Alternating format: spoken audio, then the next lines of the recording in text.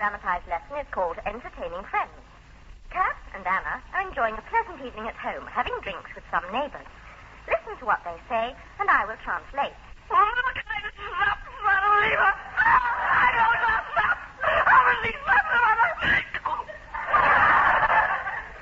some more.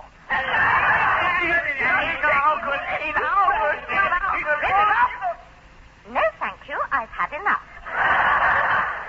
Just then, there is a ring at the door. What is that? Oh, there's someone at the door. Guten Abend, meine Herren, Damen und Willkommen. Good evening. Sehen Sie, wo bist du, der ghastly farbarbenen Schweinburg, und kaputt, verstehen Sie? Oh, please don't get up. Just stay. Right where you are. That's it. Sie sind Kartoffeln, die geht in die Reeperbahn mit der Manngang, sitzen alles die Kids, verstehen Sie? Jawohl, Herr Gerard, jawohl. Would you care for some tea? I think you got that wrong, Ducky. Oh, I'm so sorry, Es Hannah. ist ein großes Splitterspitterfeuer, das gezeichnet ist auf dem Kopf des produziert wird. There is a machine gun trained on the producer's head. Dankeschön, du sneaky weasel. And that ends German for Beginners for today. The story you heard was, of course, purely fictional. Don't you believe it, sweetheart. That's the great British public. Are you listening, beautiful British public? We are taking over the BBC. We are taking over the BBC. And that's the last in our series of German lessons. Far from it, Candy Lips. Even now, Yimmy Young is in our power. And now, here are the BBC Midnight Strings. Who will play our national anthem? Stand up, play your peasants play.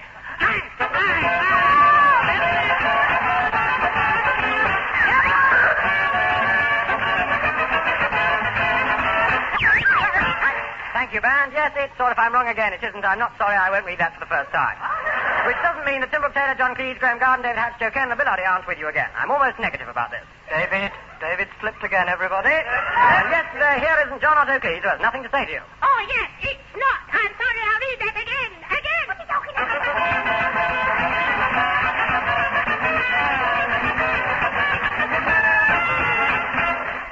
We present, and I'm sorry I'll read that again, survey. Today we look at money. Where does money come from and where does money go? It's no use pretending money is unimportant like the government do. Nobody likes being poor. And to suddenly come into some money has an immediate effect on anyone. I'm rich. I'm rich. Rich. Money. Money. Suddenly, things that you only dreamt of before become possible. Rule the world. Help by David Frost. But though coins and banknotes are everyday things to us now, it hasn't always been like this. Millions of years ago, there was no internationally acceptable system of currency. Nothing changes. Let us first take a brief look at the history of money.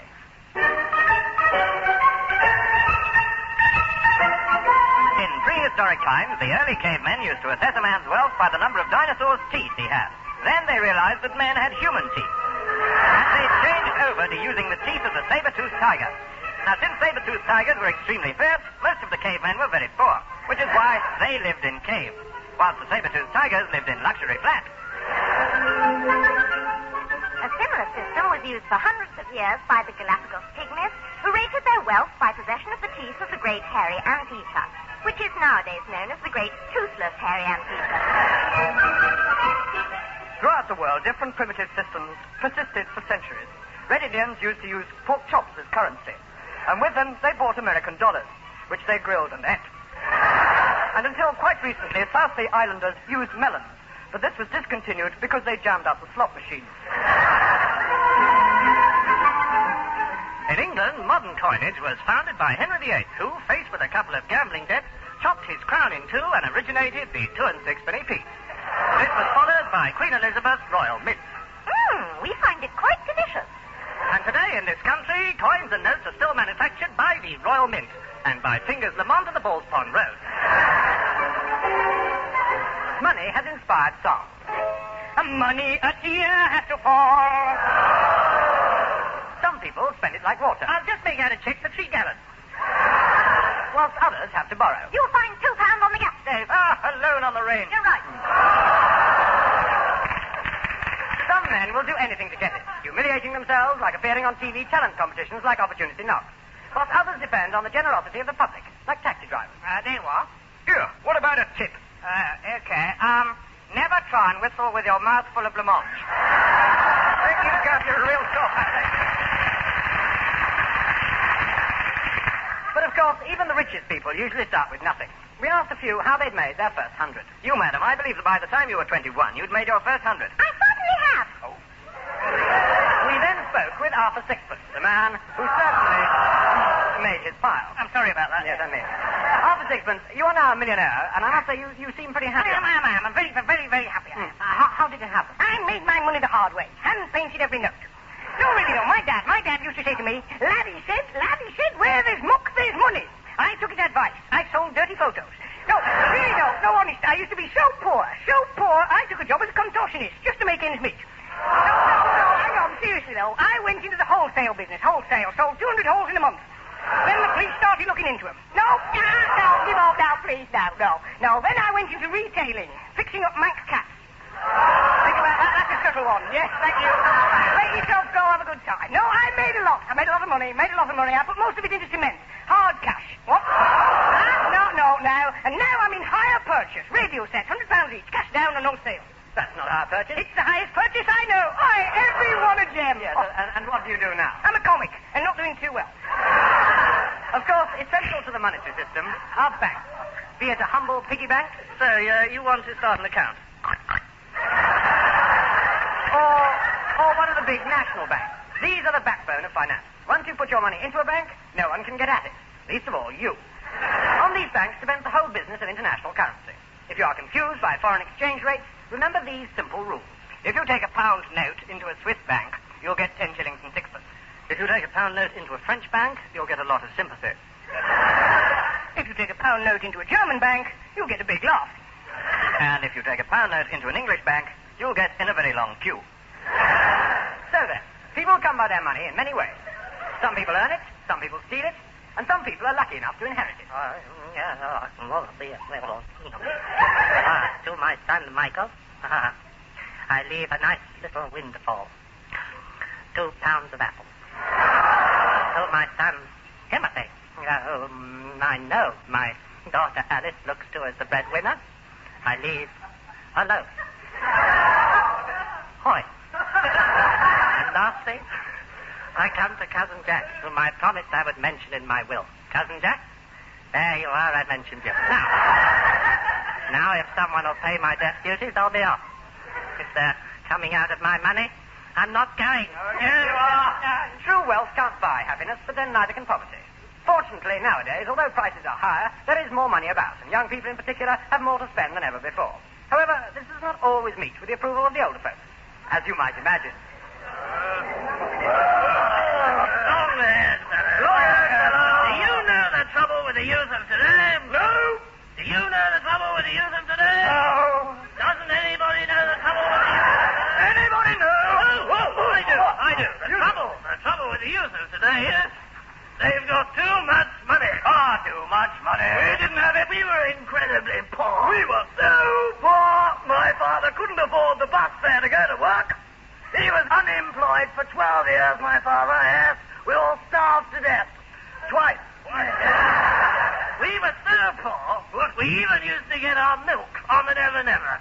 We never paid and they never delivered. We had to watch the coppers. Had to watch the coppers? In case they nicked us for stealing. I had to give my wife a very strict budget. I gave my wife a very strict budget. I gave my wife a very strict budget.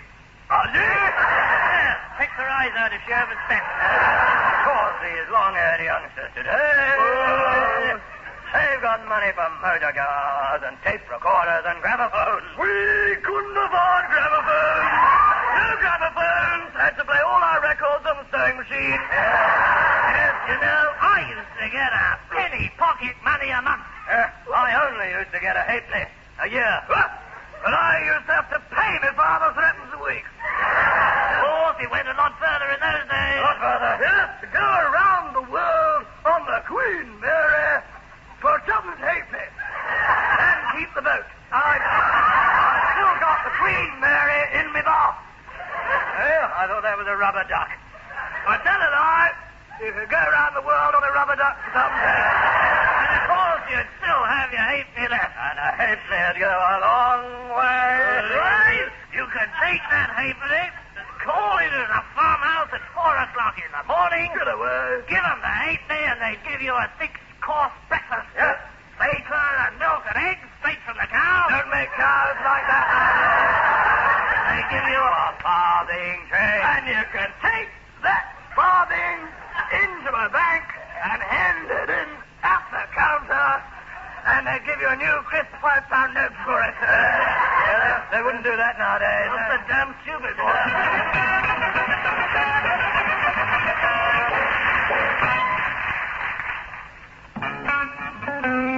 We've had a lot of inquiries about those three-month-old babies. You remember those, don't you? Saying we know they can talk, but can they sing? Well, you see, the other day they were all outside the supermarket with a little Brazilian baby, and he started tapping his rusk on the side of his pram. And then Nigel picked up his rattle and started shaking his rattle. And Johnny started rattling his bells. And little Rupert joined in on his toy drum kit. Here he comes. Wait for him. He was very good, actually. And with a little imagination, they got a whole thing going.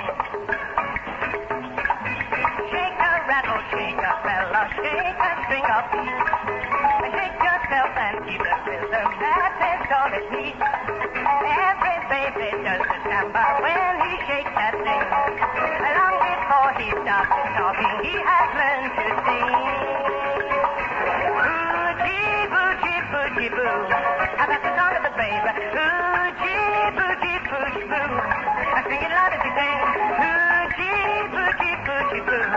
Well, it's so easy to do. Boogie, boogie, boogie, boo. Da-da! From Brazil to Venezuela, London to Peru. Baby talk, a common language anyone can do. Take a lesson from a baby, a lesson to his song. And with just a little practice, you can sing along. Boogie, boogie, boogie, boo. That's the song of the baby. Boogie, boogie, boogie, boo. I sing it loud as you say. Boogie, boogie, boogie, boo. Well, it's so easy to do. Boogie, boogie, boogie, boo. Baby, baby, baby, baby, samba. Baby, baby, baby, baby, samba. Baby, baby, baby, baby, samba.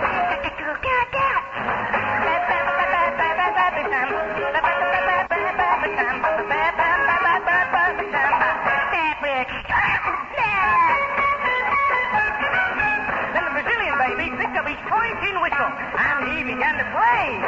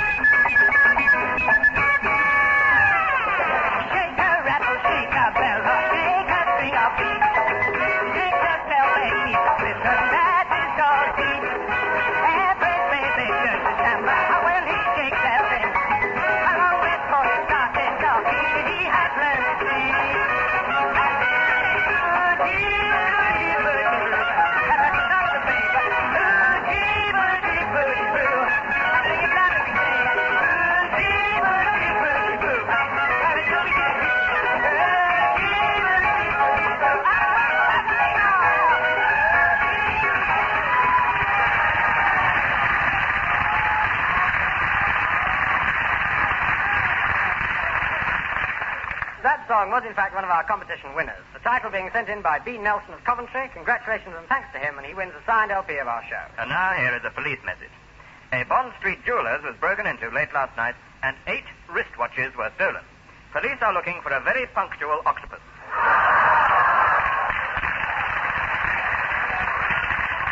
And now,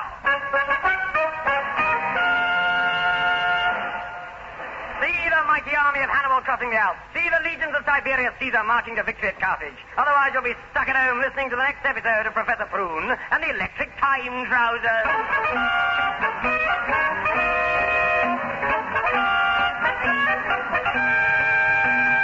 The Time Trousers. Well, here's the story so far. Professor Prune and his friends Trixie and Percy have landed in the year 2069, where they've been met up with Booberella and Pikelet the Angel. And they've all been caught by the wicked fetish, king of the city of sin. And believe it or not, yes, he's going to put them all in the pleasure machine. Oh, really? You can't expect people to leave drivel like that. Do it properly. Oh, come on, you can't be serious. You're paid to read what's written. Now, go on, tell the story. Stories, load of old rubbish. Doesn't mean anything. I mean, I might as well say suddenly there was a huge explosion and they all disappeared in a puff of smoke. Hello? Hello? Anybody there? I'm really joking, honestly. I didn't mean to. Hello? Come back. Please. You made us disappear, you bring us back! Oh, all right. They all came back.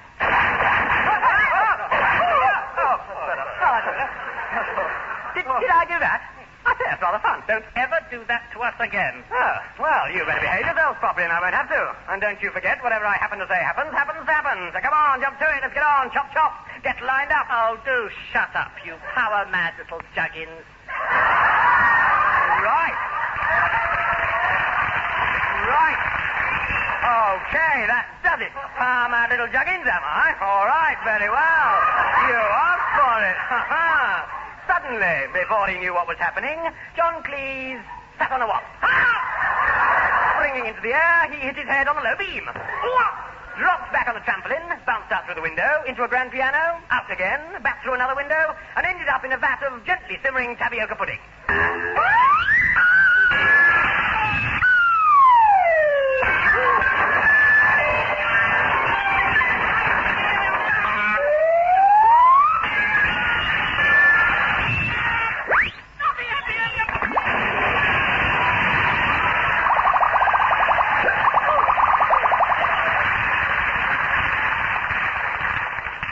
And let that be a lesson to you.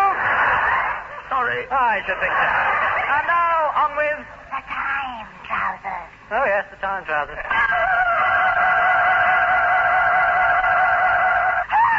Cork! Lummox on toast! Crunch! Fishhawks, Uncle! I think Fetish is ready to start his torture. Crikey, oh, Chris! Correct, my friend. Soon you shall be subjected to the pleasure machine. It has taken years to perfect this electronic device, which will induce terrible mental suffering almost to the point of physical pain, and turn all those exposed to it slowly into mindless idiots. Wait, I recognize that machine. A television set. Oh, late, my friend. This is the end of the line. How do you know? Look, there's a full stop. That joke was sent in by a listener, Mr. P.W. Horner of Bolton. Well, Mr. Horner, if you'd please just lean right up close to your radio set, there's a special message we'd like to whisper to you so that no one else can hear. Are you listening? Then here's the message. You stupid, pin-headed numbskull, don't you ever send us rubbish like that again. Ever, ever, ever, ever. And now, on with the show. Oh, you monster, you fiend. You unutterably, horribly foul, nasty thing. Oh, are you speaking to me?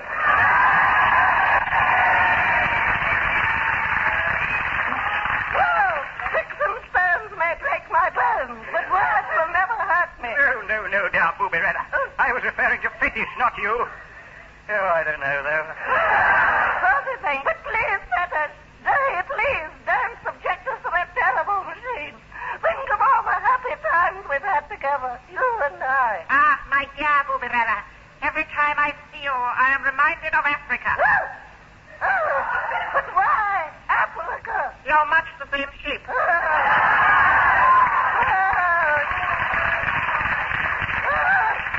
Cheeky boy. But this time I promise you'll get further than Buller Whale. Booberella, they may call you the interplanetary sex partner. More like a teapot.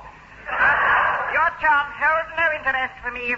You will all suffer the torture I have prepared. Farewell. With those words, Fetish turned on his heel, his charm, and the television set. Then he was gone, leaving the professor and his chums to their fate with the awful pleasure machine. Good evening. This is the BBC. Bad, bawdy, and corrupt. As we have a few moments before our next sinful item, here are a few of the really naughty programs you can see later this evening. At 7 o'clock, we have another edition of Going for a Song, followed at 7:30 by Sin Something Simple, for all those with a passion for community sinning. At 9 o'clock, we have tonight's controversial Wednesday play, the Julie Andrews story. We should like to warn you that this program is unsuitable for adults. Finally, there's the Rowan and Martin Lustin, followed by the Chimes of Big Bent,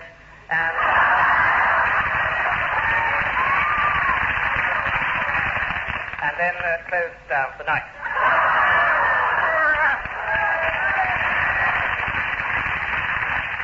Oh, I can't stand it anymore. I say, Corks, crikey, Uncle, I know how to stop this television set. I just pull out the plug, like this.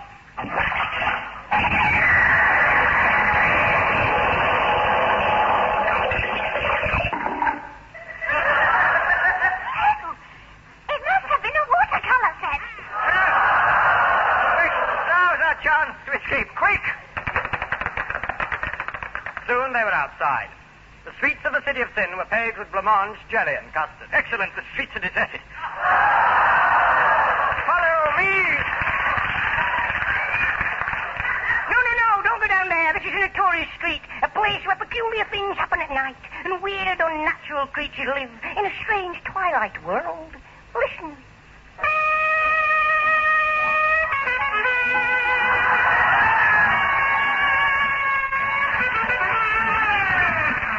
You're right, it's crossroads.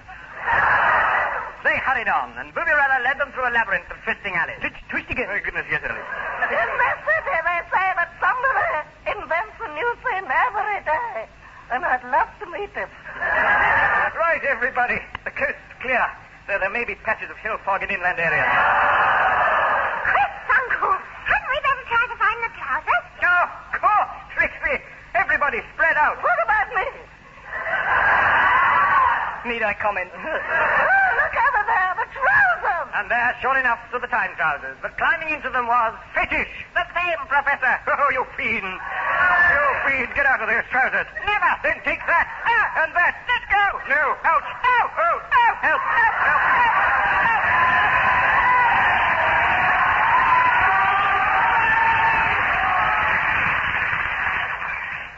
What's the matter? I'm not complaining. Fetish suddenly knocked out the professor with a rabbit punch. Take that in my rabbit voice. Then, clambering into the trousers, Fetish was gone. Golly, Chris, sausages, Uncle, you've lost your trousers. Never fear, Trixie. We must make another pair and chase after him. Ah, what luck, a trouser maker's shop. What can I do for you? I've a pack of cards at your service. I've a pack of cards, eh? There's a name to conjure with. I want a pair of trousers made. Well, you'll have to wait for my assistant. He's bound to be back soon. Hello, Bob. Hello, Barnaby. Back soon. Here are the plans for the trousers, but I'm afraid I have no money. That's all right. You can pay me in jokes. Here in the city of sin, we haven't heard a joke for years and years and years. Oh, you must listen to I'm Sorry I'll Read That Again. I do. So I tell you what, a pair of these trousers for 2 dozen jokes. Okay? Fair enough. Off we go. There now follows an attempt on the interplanetary joke record. On your mark. Get set. Blast off. Listen, I can hear the music of the sea. Aha, a Neptune. No, it's Orion. Orion? Which Orion? Any Orion. Wrong again. It's the comet. The comet? A comet to the garden board. Look, a fiery meteorite blazing in the sky. It's been satellite. I can see the dog star. You mean Lassie? No. Oh, serious? No, I was joking. Fly me to the moon. Lunar, you than me. Jump into a crater and kiss me. Ah, crater love hath no man. I got a heavenly body. Just like the Great Bear. Never mind, I'll meet you later. And look, there's one of those big fat cats from Pluto. Yes, it's a bloated Pluto cat. I'm going to Mars. Well, give him a love. Listen, I can hear an asteroid approach. Yes, that's the right approach, all right. The signs of the zodiac. I'm Aries around. I'm merely as they come. I'm Taurus. Taurus too. Taurus off the strip. I'm Libra. Libra who? Libra known. Well, I'm Aquarius, a coat. Yes. And I'm Jiminy the Bat. Jiminy the Bat? Yes, my real name is Jiminy Cricket. Oh, I can see you. Thank you something. And I'm Pitsky. 6. Well, we didn't plan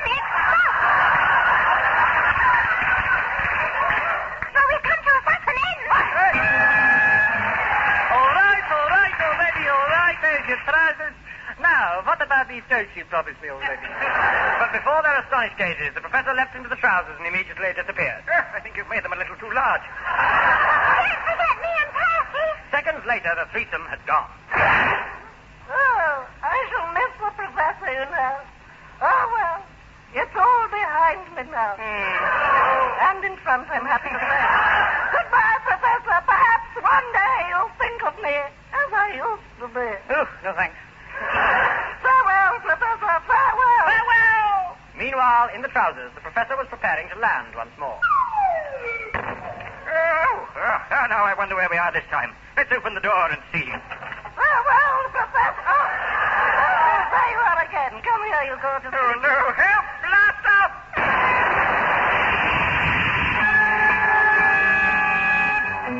Will the professor escape from the clutches of Booberella? Will he catch Fetish and the stolen trousers? Where will he land next? Find out in the next exciting episode of... The Time Trousers.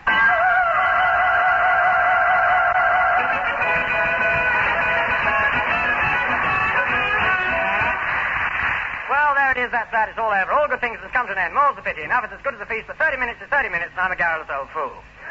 In that edition of I'm Sorry I Read It Again, the cast were as follows. Mrs. Timbrook Taylor, John Cleese. Professor Graham Garden, David Hatch. Mrs. Joe Kendall, Bill Oddie. I'm Sorry was dramatized by Graham Garden and Bill Oddie, who always overplay. The song was composed by Bill Oddie, arranged by Leon Cohen, and played by Dave Lee and the boys. The production was by David Hatch and Peter Tilleridge. Graham Garden appears by kind permission of his wife. And now here's John Otto Cleese. Oh, no, it's I'm sorry I'll read that again, thanks to Pavlov again.